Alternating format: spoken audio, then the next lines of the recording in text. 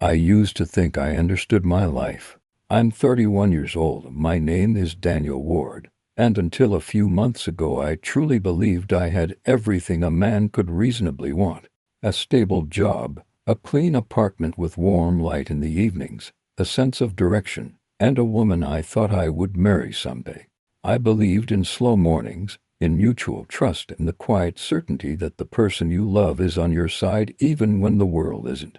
That was my life. Or at least the version of it I allowed myself to see. I lived with Emily for almost 4 years. She moved into my place after the first year because she said she felt safer with me around, and I took that as a compliment, not a warning. I didn't see that she was the kind of person who loved stability only until stability bored her. I didn't see the cracks developing between us, the longer silences, the conversations that ran in circles. The way she started choosing different words when she spoke to me as if she was editing out a truth she didn't want me to hear. If I'm being honest now, I think the change started long before I realized something was off. Back then, I brushed off the signs, the sudden secrecy on her phone, the way she dressed a little differently when she went out with coworkers, the new perfume she claimed she bought on sale but refused to admit she wore only on certain days. I ignored all of it because love makes you stupid in a quiet, gentle way.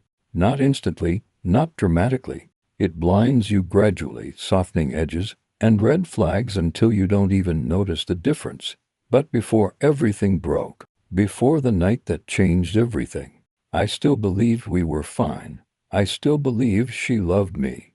The last normal day of my life, though I didn't know it at the time, started with the sunlight slipping through the curtains like it always did. Emily was already awake, sitting on the edge of the bed scrolling through her phone with a tightness in her posture that I'd grown used to.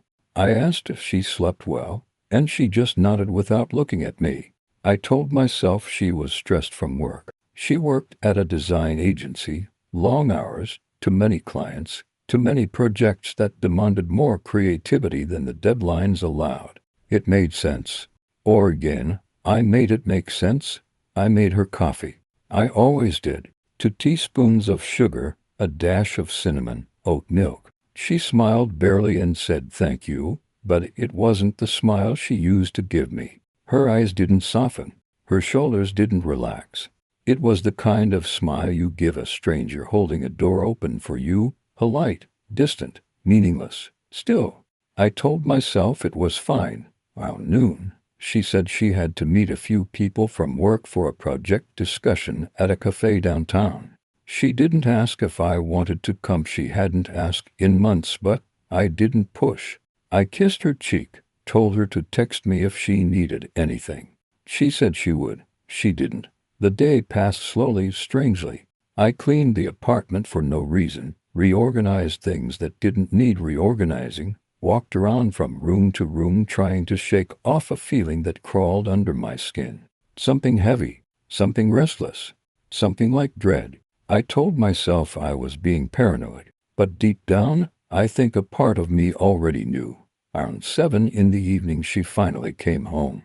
Her hair smelled like a different perfume, the same one she always wore when she wasn't actually with coworkers. Her cheeks were slightly flushed, and not from cold or wind. She avoided my eyes as she put her purse down. "How was work?" I asked. She hesitated for 2 seconds, 2 seconds too long before answering. "Fine. Long day. I'm tired." And that was it. No details. No stories.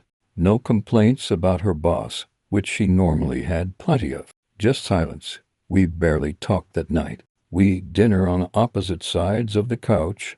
She kept her phone screen tilted away from me the entire time. When I asked if everything was okay, she said, "I'm just tired, Daniel. Stop overthinking." She said it with irritation, not tenderness. Another sign. Another warning. Another thing I pretended not to see. Later, when she went to shower, her phone lit up with a notification. Not a name, just, "See you again soon." My stomach twisted. I wasn't the kind of man who checked phones.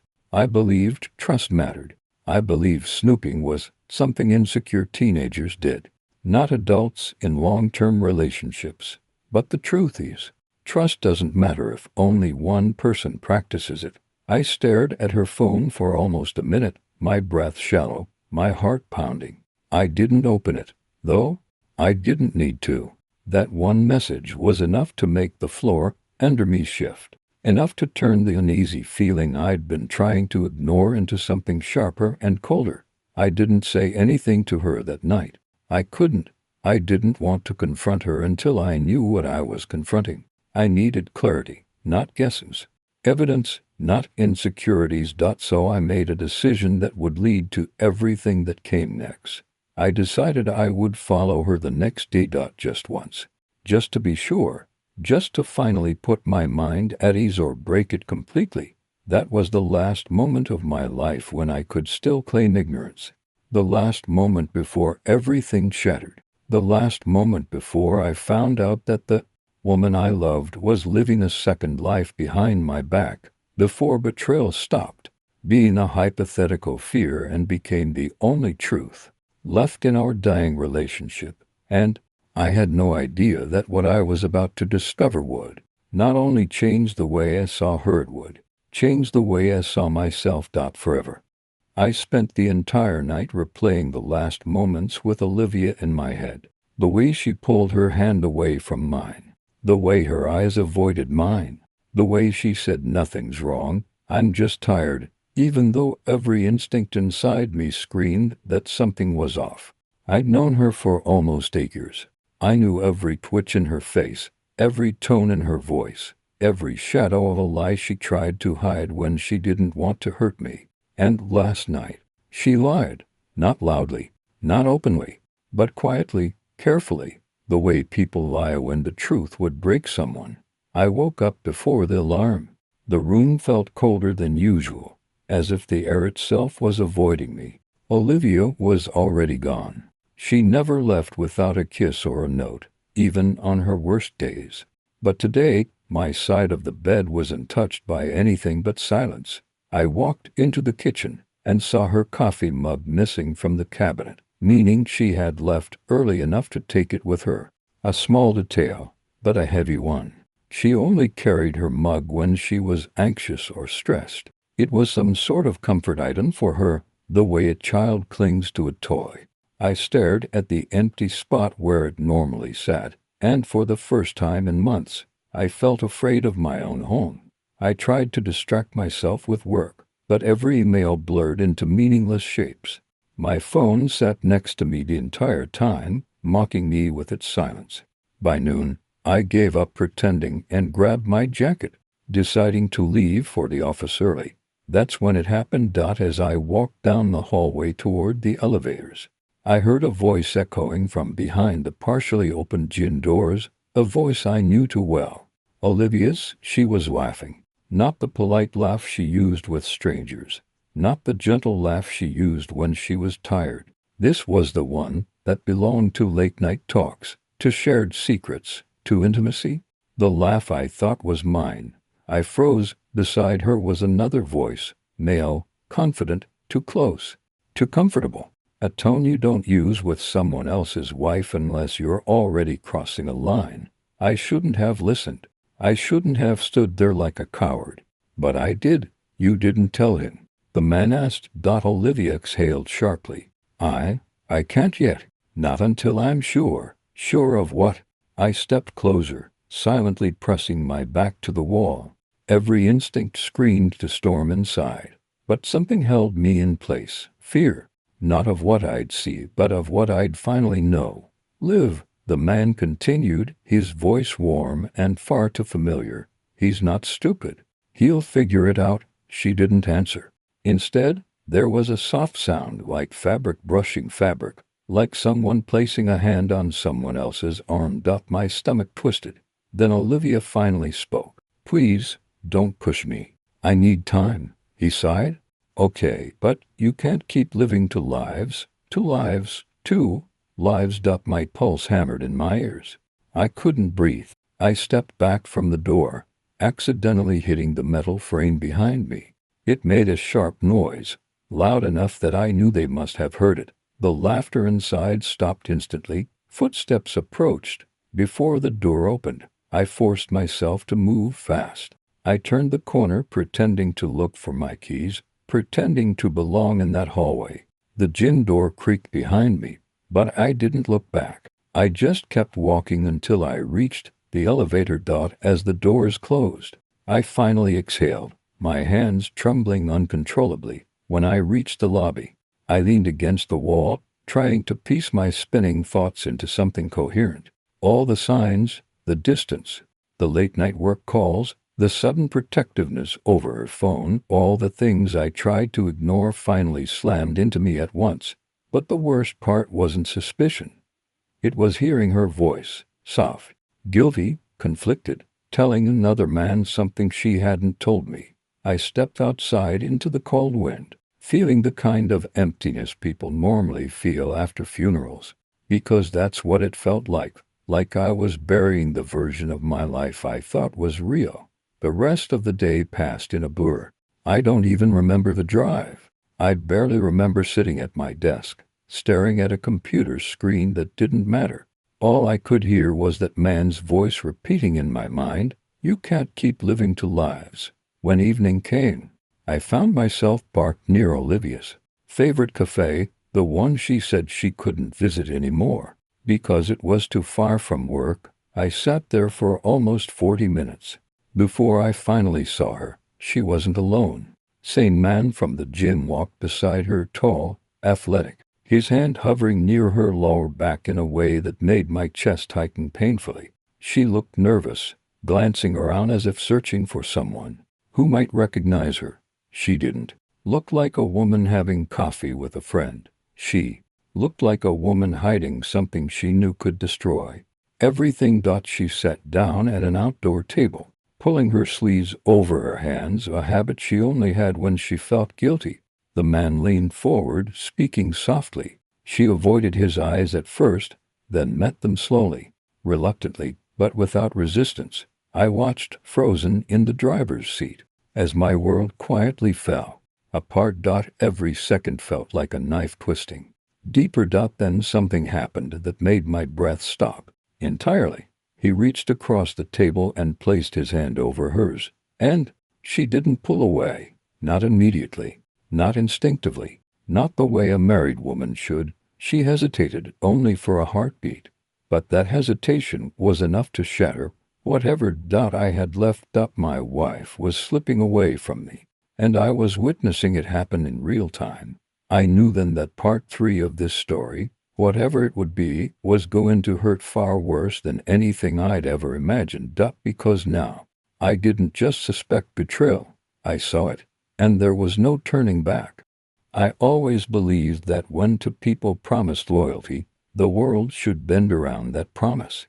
Maybe that belief was childish, maybe it was desperate, but it was the one thing that kept my life stable for years. After everything that happened in part 2, after the confrontation, after the lies that slipped out of her mouth like a second nature, I thought the worst part was behind me. I was wrong. The days that followed felt unreal, like a movie where I could see my own body moving, talking, breathing, but I wasn't really inside it. I slept, but I didn't rest. I ate, but I tasted nothing. And every moment my mind drifted back to her and him. The pieces didn't fit, yet somewhere deep inside I knew they never would. Not after this. But pain has a strange way of sharpening perception. I began noticing things I had ignored before, tiny details that seemed meaningless back then. The late-night messages she hid, the sudden trips to help her sister, the new perfume she swore she found on sale but never wore in front of me. Suddenly all those small moments snapped into place like a puzzle with sharp edges. And when the pieces formed a picture, the picture was ugly. Still, I wasn't ready to let go. Not completely. Not yet. One evening I returned home earlier than usual. The apartment was quiet, almost unnaturally so. I could hear my own footsteps echoing in the hallway. She wasn't in the living room, nor the kitchen. The balcony door was slightly open, the curtains gently swaying in the wind. She was there leaning on the railing, staring into the street as if searching for a sign or an escape. She didn't notice me at first. When she finally did, her expression shifted, the faintest glimpse of guilt, quickly replaced by something harder to name. Calmness, fear, calculation. "Hey," she said softly. "Hey," I answered, my voice hollow. For a moment we just looked at each other. The distance between us wasn't large, physically, but emotionally it felt like two continents, separated by an ocean neither of us could cross. "Are you okay?" she asked, her fingers tapping the railing nervously. I wasn't okay. I don't think anyone in my position would be. But I nodded anyway because admitting the truth meant accepting the pain, and I wasn't ready for that. "I've been thinking," I said, "about everything." She tensed. And I need answers. Real ones. No more half-truths." She froze. Her eyes flickered away, down to the street, then back at me. "I told you everything." I stepped closer. "No, you told me what made you look less guilty." "There's a difference." Her silence confirmed it. The wind was the only sound between us for a moment, cold and biting. And then, very quietly, she said, "What do you want me to say?" "I want the truth." She sighed, and that sigh told me more than any confession. "It wasn't supposed to happen," she whispered. "I didn't plan any of it. So it did happen." She closed her eyes, her lips trembling. A tear slid down her cheek, but I didn't trust it. Not anymore. When she finally spoke, the words carved themselves into my memory like a blade. "It wasn't emotional. It was a mistake." "One mistake." I shook my head. "People don't accidentally end up in someone else's arms." "It wasn't like that," she insisted, her voice cracking. "It wasn't." "Then tell me what it was." She opened her mouth, then closed it, struggling, fighting something inside her, and I realized she wasn't fighting for us. She was fighting the guilt of being caught.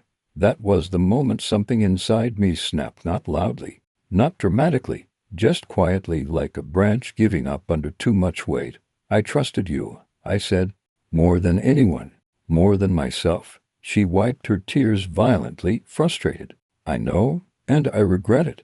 I'm trying, okay. I'm trying to fix this." "You're trying to fix being discovered," I corrected. "Not what you did." Again silence, heavy, crushing. I walked past her into the apartment. She followed me quickly. "Where are you going?" "I need air. We can talk." "No," I said firmly, turning to face her. "We can't keep pretending. This relationship is a glass of water we just spilled and need to wipe up. It's broken, shattered." Her eyes widened. Fear. Maybe she finally understood. "I don't want to lose you," she whispered. "But you already threw me away," I replied. She stepped forward to touch me, but I didn't move. I didn't push her away, though. A part of me still wanted her touch, still wanted to believe this could be undone. But belief was poison now. "You promised me," I said softly. "You promised you'd never hurt me like this. And you promised you'd never give up on us." She shot back too quickly, too defensively. "It's not giving up," I said. "It's accepting reality." She flinched. I grabbed my jacket and walked toward the door. Before leaving, I looked at her one last time. "I'll be back later. I need space." She didn't answer. She just stood there, tears silently rolling down her cheeks. But her expression wasn't heartbreak. It was fear of consequence. Not fear of losing me. And that realization followed me down the staircase and out into the night like a shadow. Walked without direction through streets glowing with warm lights. Past strangers laughing at restaurant tables. Past couples holding hands. My chest felt tight, as if every inhale stole a little more of my strength. I reached a small park nearby, sat on a bench, and stared at the ground. The world felt blurry, distant. How many lies had she told me? How long had she been living a double life? How much of our relationship was real? And how much was a performance? The questions were endless, and the answers were knives. But one thing became clear. Trust wasn't something you rebuild with apologies. Trust is built with truth, and hers was nowhere to be found. I thought I had already reached the lowest point a man could fall to, but that night proved I was still far from the bottom. The days after the confrontation blurred together like smeared ink on wet paper. I barely slept. I barely ate. My body functioned only because misery kept winding me up like some broken clock. Every memory of her, every laugh, every shared plan, every stupid little inside joke, felt like a blade twisting in my ribs. But the worst part wasn't losing her. It was realizing she hadn't been mine long before I found out. I avoided people, avoided sunlight, avoided anything that forced me to acknowledge I still existed. I stayed in my apartment like a ghost haunting his own life. I kept replaying the betrayal in my head, the way she looked away, the way she couldn't give me a clean answer, the silence that said more than any words ever could. And yet, the sickest part was how much I still loved her despite everything she did. I hated myself for it. A week later, she texted me again, "We need to talk." I stared at the screen for 5 minutes, paralyzed. My instincts screamed at me to block her and move on, but my heart, weak and pathetic, still reached out like a dog crawling back to the person who kicked it. I agreed to meet. We met in a quiet cafe. She looked exhausted too, like betrayal weighed on her shoulders as heavily as it crushed mine. For a moment, we just sat there drowning in silence. Then she spoke. "I never meant to hurt you," she whispered, fingers trembling. "I didn't plan any of this. It just happened." That phrase, "it just happened," made something inside me snap. Because betrayal doesn't just happen. You choose it, step by step, lie after lie. I asked her why. I asked her when. I asked her if she ever loved me, or if I was just a placeholder until something better came along. She didn't answer immediately. She just wiped a tear from her cheek and looked at the table like the truth was hidden in its grain. "It started when we began arguing a lot," she finally said. "I felt distant from you. I felt unseen. And he listened. He made me feel wanted. Double quotes wanted. The word hit me harder than anything. So that was it. I wasn't enough. My loyalty, my effort, my love, none of it mattered because she found attention somewhere else. Because someone else whispered the right words at the right time. I clenched my jaw, fighting the urge to shout. But anger only burned for a moment before dissolving into pure exhaustion. I realized that arguing wouldn't change the past. Nothing could. So I asked her the only question that still mattered. "Do you want to fix this?" Her lips parted, but no sound came out. Her eyes flickered, guilt, confusion, fear, everything except conviction.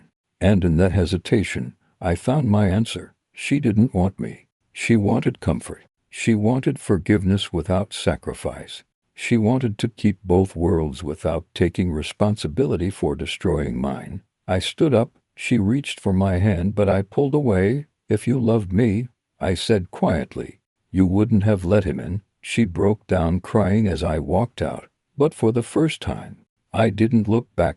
My legs shook all the way home. I felt like I was walking through ash, like everything inside me had burned away.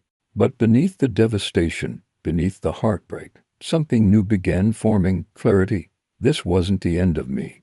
It was the end of what was killing me. Back home, I stared at myself in the mirror.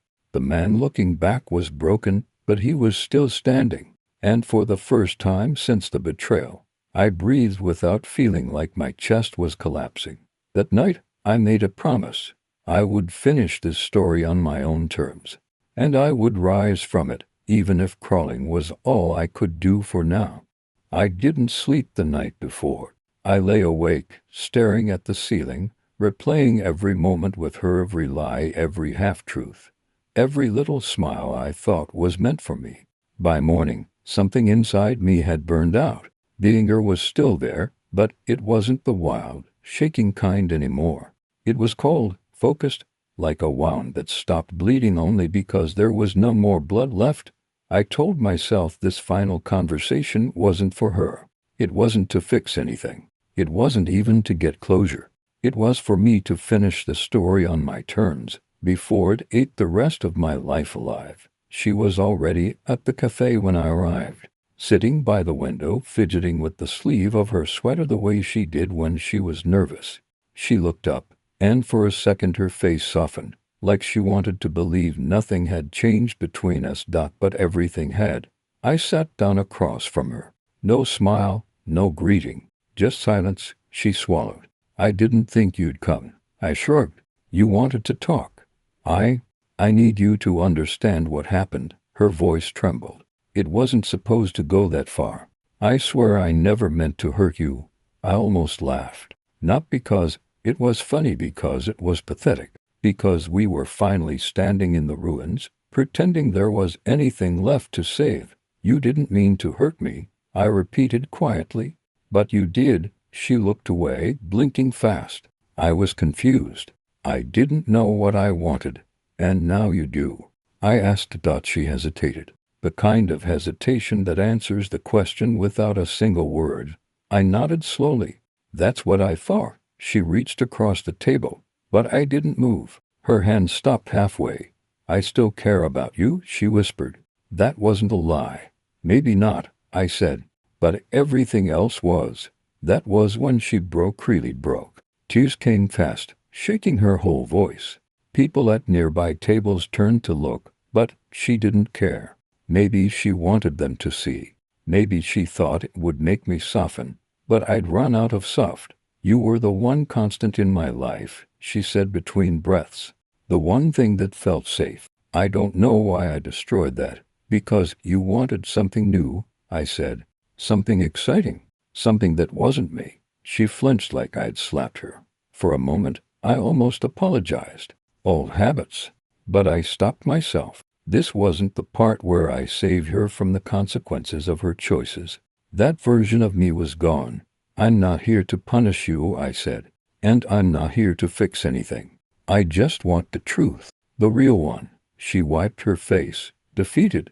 The truth is, I did love you. But I loved how you made me feel more than I loved you. And when someone else made me feel something different, I didn't stop it. I should have, but I didn't. There it was, the truth she'd been hiding even from herself. And hearing it hurt less than I expected. Maybe because I already knew. I leaned back, exhaling slowly. Thank you for finally saying it. She looked at me like she expected me to yell, or cry, or begged for an explanation. But all I felt was a strange calm. Acceptance, maybe. Or exhaustion disguised as peace. So what now? She whispered. Now, I said, we end it properly. Her breath hitched. I mean it, I continued. No more half endings. No more check-ins. No more maybe someday. We tried, it broke. We're done. She pressed her fingers to her lips like she was holding in a scream. I don't want to lose you completely. You already did, I said softly. Silence stretched between us, heavy, final. Then she nodded. A tiny, broken nod. Okay. We sat there in absolute quiet for almost a minute. She kept wiping the corner of her eye, pretending she wasn't falling apart. And I watched her without feeling the need to comfort her. That told me everything I needed to know. This really was the end. I stood up. She didn't. Goodbye, I said. Her voice cracked. Goodbye? I walked out of the cafe without looking back. The air outside felt different, colder, cleaner. Like stepping out of a burning building and realizing the world kept turning, even while everything inside you was collapsing. I didn't magically feel better. I didn't suddenly stop hurting. But for the first time in weeks, the pain wasn't choking me. It was just there. A dull reminder of what I'd survived. I walked through the city for hours, letting my thoughts rearrange themselves. And slowly, I understood something. She hadn't destroyed me. She'd changed me. And now I had to decide what to do with the person I'd become. By sunset, I found myself overlooking the river, hands in my pockets, breathing in the cold wind. For the first time, the future didn't scare me. The story wasn't over, not for me. It was just changing direction. And maybe that was enough. Maybe surviving the hurt was the start of something new. Something better, something mine.